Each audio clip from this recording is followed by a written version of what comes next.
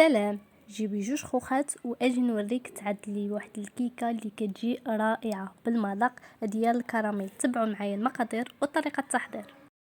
كنحتاجو هنا 3 ديال الخوخات صغار اولا جوج كبار، كنقطعوهم دوائر على هذا الشكل في الطاوه ديال الكيكه، وكندوزو نحضروا الكراميل. كنحتاجو كاس الى اسبوعين من السكر، كنضيفو فوق البوطه اللي كتكون مهيله بحال الشمعه، وكنخليه حتى كيبدا يذوب.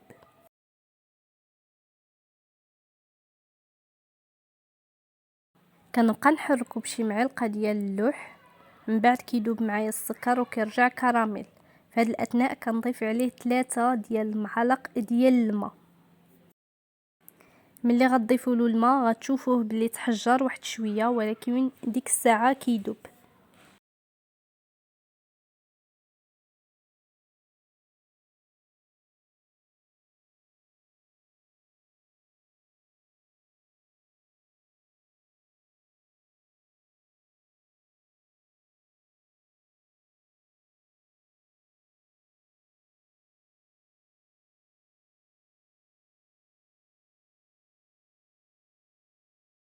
بمجرد ما يذوب معنا الكراميل كنضيفو فوق ديك المول ديال الكيكه اللي قطعت فيه ديك الخوخ.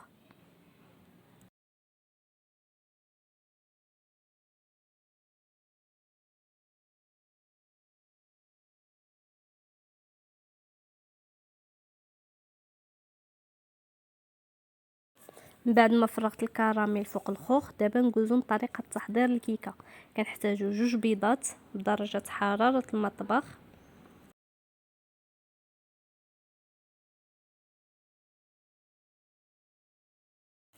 كنضيفو عليه نصف كاس ديال السكر سنيده،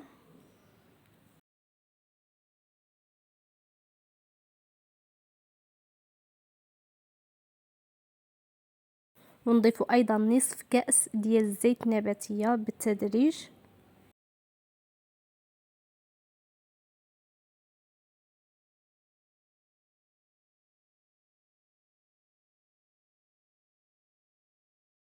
ونضيف الساشي ديال السكر الفاني،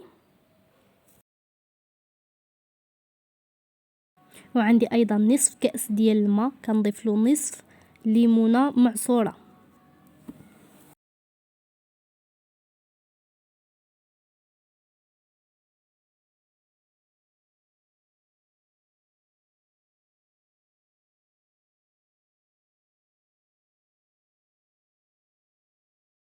كنضيف ديك الماء مع العصاره ديال الحامض في الخليط ديالي،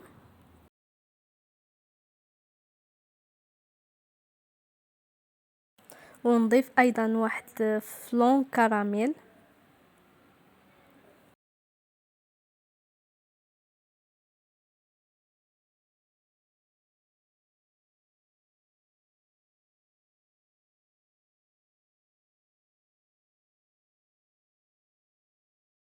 ودابا نبدا نضيف الدقيق بالتدريج. الكيكه ديالي خدات ليا انا 2 ديال الكيسان ديال الدقيق.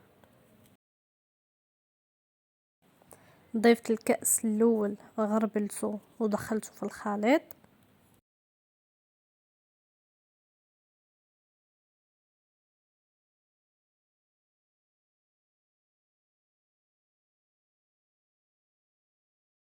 من بعد ضفت الكأس الثاني حتى هو غربلته،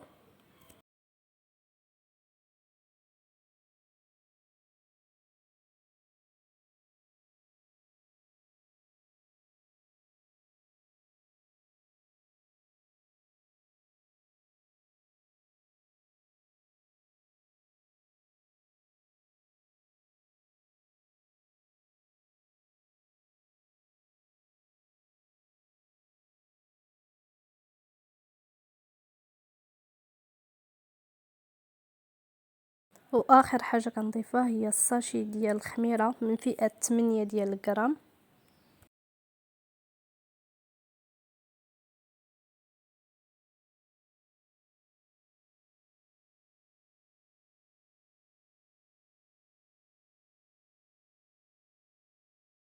هنا الخليط ديالي كان جاهز، كنضيفو فوق ديك الخوخ والكراميل.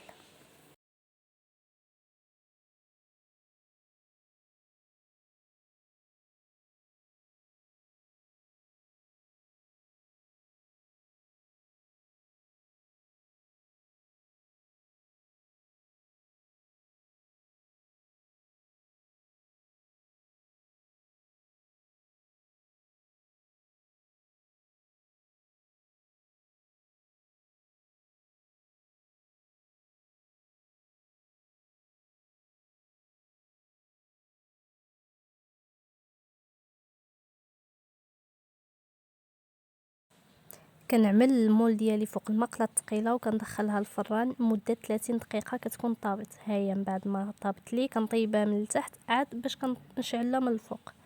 هنا كنقلبها وكنحيد لها ديك الورق ديال الفرن.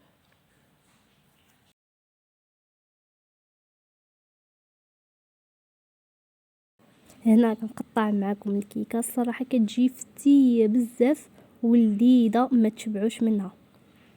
كنتمنى تكون عجبتكم الوصفه ديال اليوم وكنتمنى تجربوها، وما بقى لي الا نقول لكم بالصحه والراحه.